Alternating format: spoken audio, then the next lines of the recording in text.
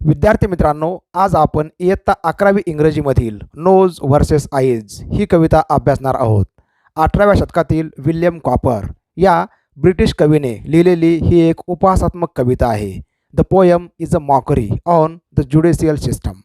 न्यायदेवता आंधळी असते असे म्हणतात, ते काही खोटे नाही. न्यायव्यवस्थेवर ताशेरे ओढणारी ही एक टीकात्मक कविता आहे. चष्मा कोणाच्या मालकीचा आहे यावरून नाक व डोळे यांच्यामध्ये तीव्र मतभेद निर्माण झाले. वकील म्हणून जीभ काम पाहते, तर न्यायनिवाडा करण्यासाठी कानाची निवड न्यायाधीश म्हणून केली जाते.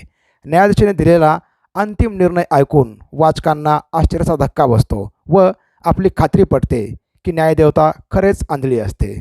चला तर मग सुरुवात करूया या उपहासात्मक कवितेला. कवितेमधील नवीन शब्द पाहूया. कॉन्टेस्ट मीन्स कॉन्फ्लिक्ट और फाईट. कॉन्टेस्ट म्हणजे संघर्ष किंवा चढाओढ. डिस्प्यूट मीन्स क्लॅश और डिसॲग्रीमेंट म्हणजे वाद किंवा मतभेद. Spectacles means glasses used for clear vision. Spectacles म्हणजे चष्मा. Wig means a covering for the head made of artificial hair worn by जजेस. इथे अर्थ असेल विग म्हणजे अधिकारदर्शक टोपी किंवा पगडी. Baron means a powerful person म्हणजे प्रमुख व्यक्ती. Discerning means showing good judgment म्हणजे विवेकी. अमाऊंट्स टू मीन्स बिकम्स म्हणजे असणे किंवा तात्पर्य असणे. Straddle means extend across both the sides म्हणजे दोन्ही बाजूला पसरलेला.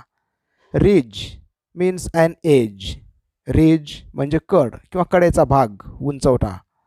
Saddle means a seat for the rider. Saddle म्हणजे बसण्याची जागा. Condemn means express disapproval of म्हणजे नापसंती दर्शवणे. Decreed means ordered or commanded म्हणजे आदेश दिला किंवा आज्ञा दिली. Solemn means formal and dignified म्हणजे औपचारिक किंवा गंभीरपणे. Satire means criticism or mockery. Satire म्हणजे उपहास करणे किंवा टीका करणे. Personified sensory organs in the poem. कवितेमध्ये काही ज्ञानेंद्रियाचं वर्णन एखाद्या व्यक्तीप्रमाणे केलेलं आहे.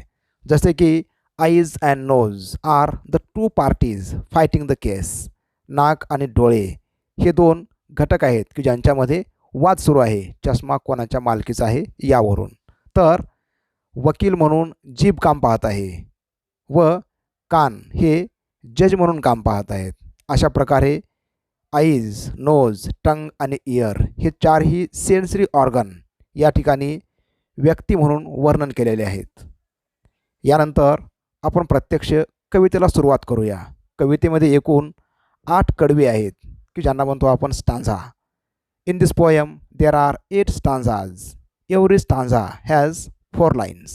आणि प्रत्येक स्टांझामध्ये, प्रत्येक कडव्यामध्ये 4 ओळी आहेत. चला तर मग आता प्रत्येक स्टांझा आपण इथं पाहूया. Open your textbook. See page number 88. इथं पहा stanza number 1. Nose versus eyes. Between nose and eyes a strange contest arose. The spectacles set them unhappily wrong. The point in dispute was, as all the world knows, to which the said spectacles ought to belong. तुम्हाला माहितीच आहे की संपूर्ण कविता ही उपहासात्मक पद्धतीने लिहिलेली आहे की या ठिकाणी कवी सांगतो नोज अँड आईज हे 2 सेन्सरी ऑर्गन हे जे काही 2 ज्ञानेंद्रिय आहेत यांच्यामध्ये प्रचंड मोठा वाद निर्माण झाला आणि या दोघांमध्ये वाद निर्माण होण्याचं कारण हे होतं चष्मा, की चष्मा कोणाच्या मालकीचा आहे. That was the point. That was the reason of dispute. दोघातील भांडणाचं हे मूळ कारण होतं आणि हीच कल्पना कवी या ठिकाणी मांडतो. या स्टांझ्यामध्ये पहा अरोज आणि नोज हे 2 रायमिंग वर्ड्स आहेत. तसेच रॉंग आणि बिलॉंग हे 2 रायमिंग वर्ड्स आहेत. तेव्हा इथं राईम स्कीम असेल ए बी ए बी. नंतर पहा second stanza. So tongue was the lawyer and argued the cause with great deal of skill and a wig full of learning, while Chief Baron ear sat to balance the laws, so famed for his talent in nicely discerning.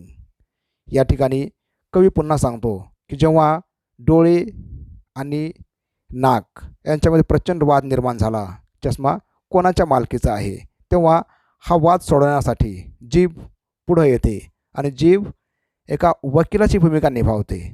इथं म्हटलं पहा, tongue was the lawyer and argued the cause with great deal of skill.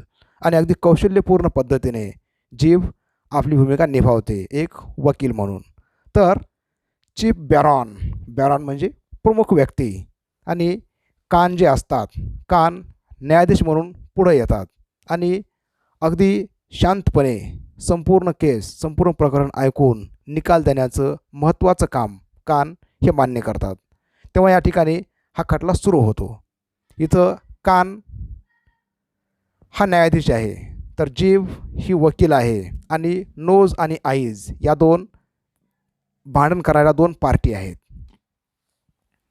In behalf of the nose, it will quickly appear, and your lordship, he said, will undoubtedly find that the nose has had spectacles always in wear, which amounts to possession time out of mind.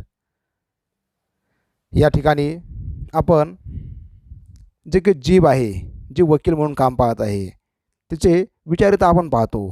In behalf of the nose it will quickly appear and your lordship. तेव्हा आपलं मत व्यक्त करत असताना जीभ सांगते your lordship, म्हणजे न्यायाधीशाला उद्देशून वापरलेले शब्द आहेत युअर लॉर्डशिप, ही सेड, ही म्हणजे द टंग सेड. आणि पुढं जीभ स्पष्टपणे सांगते की हे जे काही चष्मा आहे नाकावरती खूप पूर्वीपासून आहे, की जेव्हापासून याची आपण वेळेची कल्पना पण करू शकत नाही, की जेव्हा चष्मा आहे तेव्हापासून चष्मा फक्त नाकावरच आहे. तेव्हा चष्म्याचं पजेशन, चष्म्याची मालकी ही नक्कीच नाकाची असली पाहिजे.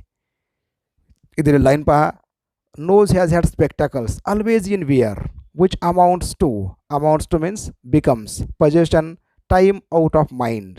टाईम आउट ऑफ माइंड म्हणजे अगदी खूप पूर्वीपासून. Stanza number 4.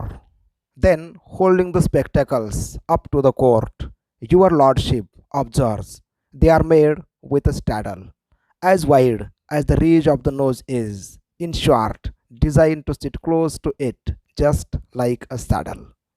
या ठिकाणी आपण पाहतो जो वकील आहे, वकील आर्ग्युमेंट करतो, वकील म्हणजेच जीभ, आणि चष्मा कोर्टाला दाखवत जीभ सांगते युअर लॉर्डशिप, ह्याचं ऑब्झर्व करा, निरीक्षण करा, आणि ह्या दोन भिंगाच्या मध्ये जो काही जोड आहे या जोडाची रुंदी तेवढीच आहे की जेवढी नाकाची उंची आहे. म्हणजेच हा चष्मा नाकासाठी तयार केलेला आहे आणि अगदी नाकावरती तो व्यवस्थितपणे बसतो. अशा प्रकारे जीभ नाकाची बाजू अगदी ठामपणे मांडते. इथं असले नवीन शब्द पहा, स्टॅडल म्हणजे जोड किंवा रिज म्हणजे नाकावरील उंचवटा, आणि सॅडल म्हणजे बसण्याची जागा. नंतर पहा stanza number 5. Again would your lordship a moment suppose it's a case that has happened and may be again that the visage and countenance had not a nose, pray who would or हू कुड wear spectacles then. या ठिकाणी युक्तिवाद करत असताना जीभ पुन्हा सांगते your lordship, कल्पना करा किंवा असा विचार करा, it's the case that has happened and may be again. ही जी केस आहे ही अशा प्रकारे घडलेली आहे आणि पुढंसुद्धा घडू शकेल. तेव्हा तुम्ही कल्पना करा, if the visage or countenance, visage or countenance म्हणजे फेस, जर आपल्या चेहऱ्यावरती नाक नसते तर हा चष्मा कोण घातला असता. अशा प्रकारे जीभ अगदी युक्तिवाद करत प्रश्न विचारते न्यायाधीशालाच की जर चेहऱ्यावरती नाक नसतं तर हा चष्मा कोण घातला असता. तेव्हा क्वचितच किंवा नक्कीच याचे उत्तर कुणीही सांगू शकेल. On the whole it appears and my argument shows with reasoning the court will never condemn that the spectacles plainly were made for the nose and the nose was as plainly intended for them. अशा प्रकारे युक्तिवाद करत असताना शेवटी जीभ सांगते on the whole it appears, आणि सर्व बाजूंचा विचार करता असं वाटतं, किंवा माय आर्ग्युमेंट शोज, जीभ सांगते इथं की मी जे काही या ठिकाणी वादविवाद करत आहे, आपले विचार मांडत आहे, यावरून नक्कीच समजतं की माझे विचार हे अगदी तर्कावर आधारित आहेत. And the court will never condemn, आणि या गोष्टीला कोर्ट नाराजी व्यक्त करू शकत नाही किंवा माझे म्हणणे अमान्य करू शकत नाहीत. That the spectacles plainly were made for the nose, आणि वकील साहेब म्हणजे जीभ सांगते की स्पेक्टॅकल्स हा चष्मा फक्त नाकासाठीच तयार झालेला आहे, नाकासाठीच तयार केलेला आहे, आणि हे जे काही नाकाचा उंचवटा आहे तो पण चष्म्यासाठीच आहे, म्हणजेच एक दुजे केली अशी अवस्था इथं नक्कीच आहे. असा युक्तिवाद जीभ अगदी ठामपणे करते, आणि ऐकणाऱ्या लोकांना तसेच कोर्टाला, न्यायाधीशाला या गोष्टी नक्कीच आवडतात. नंतर पहा पुढचा स्टांजा. Then shifting his side as a lawyer knows how he pleaded again in behalf of the eyes, but what were his arguments few people know, for the court did not think they were equally wise. यानंतर जो वकील आहे म्हणजे जीभ आपली बाजू बदलते आणि डोळ्याच्या बाजूने आपला युक्तिवाद सुरू करते. इथं कवी सांगतो पहा, then shifting his side as a lawyer knows how, आणि वकिलांना नक्कीच कळतं की कुण्या बाजूनं काय बोललं पाहिजे. आणि या ठिकाणी डोळ्याच्या बाजूने बोलत असताना जीभ थोडीशी विनंती करते. इथं म्हटलं बा pleaded, pleaded means requested, but what were his arguments few people know, परंतु जीभ काय म्हणत आहे, डोळ्याची बाजू कशा प्रकारे मांडत आहे ते ऐकणाऱ्या लोकांना फारसं समजत नाही की युक्तिवाद काय सुरू आहे. For the court did not think they were equally wise, आणि डोळ्याच्या बाजूने जेव्हा जीभ आपले मत मांडते चष्मा डोळ्यासाठी कशा प्रकारे उपयोगी आहे, हे सगळे विचार कोर्टालासुद्धा फारसे शहाणपणाचे वाटत नाहीत, आणि कोर्टाला वाटतं की या ठिकाणी डोळ्याची बाजू जो काही मांडणारा वकील आहे तो वकील अशा प्रकारे मांडणी करतो की डोळ्याची बाजू थोडीशी फिकी पडते. So his lordship decreed with a grave सॉलेम tone, decisive and clear, without one if or but, that whenever the nose put his spectacles on, by daylight or candlelight, eyes should be shut. Now this is the last concluding stanza of the poem. Now here, after listening arguments from both the side, the judge commanded, the judge ordered his verdict. आणि अशा प्रकारे दोन्ही बाजूचं म्हणणं ऐकून घेतल्याच्या नंतर कान म्हणजेच जो की या ठिकाणी जज आहे तो आपले म्हणणे स्पष्टपणे सांगतो, निकाल देतो. इथे म्हटलं पा decreed, decreed means commanded, ordered हुकूम दिली, आज्ञा दिला, इन अ ग्रेव सॉलेम टोन अगदी गंभीर आवाजामध्ये न्यायाधीश सांगतो. आणि सांगत असताना या ठिकाणी पण किंवा परंतु याचा वापर करत नाही, तो अगदी स्पष्टपणे निर्णय देतो. आणि निर्णय असा आहे पहा, whenever the nose put his spectacles on, म्हणजे न्यायाधीश मान्य करतो की हा चष्मा नाकाच्या मालकीचा आहे, आणि सांगतो की जेव्हा कधी नाक आपला चष्मा घालेल, जेव्हा कधी नाक आपला चष्मा वापरत असेल, बाय डे लाईट और कॅन्डल लाईट, मग तो दिवस असो किंवा रात्र असो, जेव्हा कधी नाक आपला चष्मा वापरेल त्यावेळेस डोळ्यांनी बंद राहिलं पाहिजे, कारण चष्म्यावरती मालकी नाकाच्या डोळ्याची नाही. अशा प्रकारे न्यायनिवाडा केला जातो. या संपूर्ण कवितेवरून आपल्याला एक गोष्ट समजते, nose and eyes are symbol of human behaviour. हे जे काही लोक वर्तन करतात, लोकांचं जे काही वर्तन असतं, हव्यास असतो, तो या ठिकाणी आपण नोज आणि आईज या प्रतीकाच्या साहाय्याने समजू शकतो. डोळ्यांना चष्म्याची गरज असते, परंतु चष्म्याची मालकी नाकाकडे दिली जाते. यावरून आपल्याला एक गोष्ट लक्षात येते की न्यायव्यवस्थेमध्ये अनेक त्रुटी आहेत. म्हणूनच न्यायदेवता ही अंधळी आहे असे आपण म्हणतो. अशा प्रकारे संपूर्ण न्यायव्यवस्थेवर ताशेरे ओढण्याचं काम ही कविता करते. This is a satirical poem on the judiciary system. Figure of speech used in the poem. कवितेमध्ये काही अलंकाराचा वापर केलेला दिसतो की जसे की ज्ञानेंद्रिय आहेत, नोज, आईज, टंग, इयर. या संपूर्ण ज्ञानेंद्रियाचं वर्णन एखाद्या व्यक्तीप्रमाणे केलेलं आहे. म्हणजेच या ठिकाणी अलंकार असेल पर्सॉनिफिकेशन. याचं उदाहरण पहा. So tongue was the lawyer and argued the cause. या ओळीमध्ये the tongue is described as a lawyer, the tongue is described as a person. म्हणून इथं म्हणतो आपण अलंकार आहे पर्सॉनिफिकेशन. कवितेमध्ये पर्सॉनिफिकेशनचे अनेक उदाहरणं आहेत. जसं तुम्हाला सांगितलं, नोज, आईज, टंग आणि ear, these are personified sensory organs. नंतर पहा इन्व्हर्शन. या अलंकारामध्ये शब्दांचा क्रम हा उलटा पुलटा असतो. Words are not given in proper prose order. याचं एक्झाम्पल पहा. Between nose and eyes a strange contest arose. या ठिकाणी शब्दांचा क्रम चुकीचा आहे. त्या म्हणतो आपण correct word order. A strange contest arose between nose and eyes. ही असेल correct word order. This is an example of inversion. नंतर पहा rhyme scheme of the poem. See stanza number 1. इथं पाहतो आपण arose and knows, these are rhyming words. तसेच wrong and belong, these are also rhyming words. जी पहिली ओळ आहे ती राईम जुळते तिसऱ्या ओळीसोबत. जी दुसरी ओळ आहे रायमिंग जुळते चौथ्या ओळीसोबत. म्हणजे इथं राईम स्कीम आहे पहा ए बी ए बी. आणि हाच राईम पॅटर्न संपूर्ण कवितेमध्ये दिसतो. Appreciation of the poem. See the question. Write and appreciation of the poem considering the following points about the poem, poet, title, theme of the poem, poetic devices or language style, special features of the poem, message or moral in the poem, your opinion about the poem. With the help of these points, we may write appreciation of the poem. Now see the answer. Point number 1, about the poem, poet, title. The poem Nose versus Eyes is a satire on the judiciary system.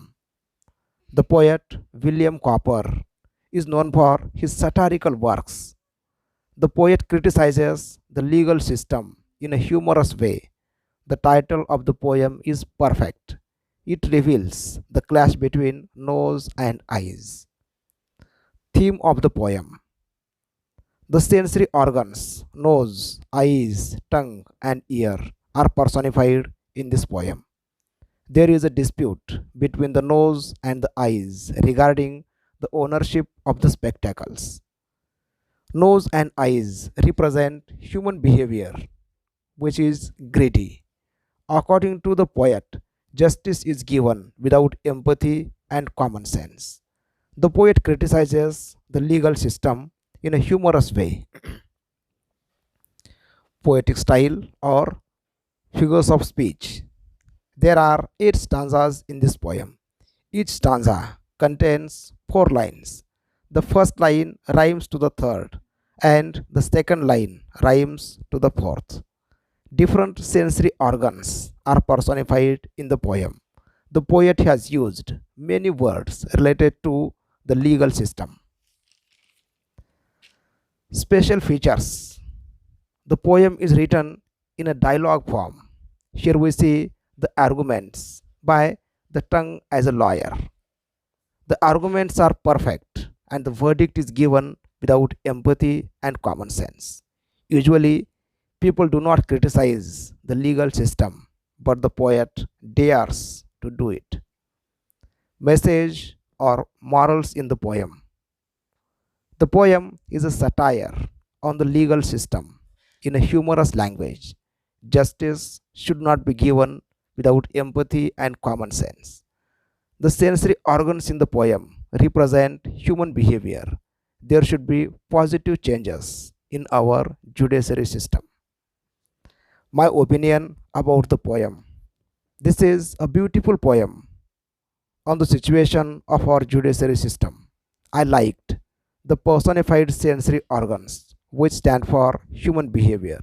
Justice should not be given blindly. Dear students, for more videos, subscribe my YouTube channel. Thank you for watching. Have a nice day.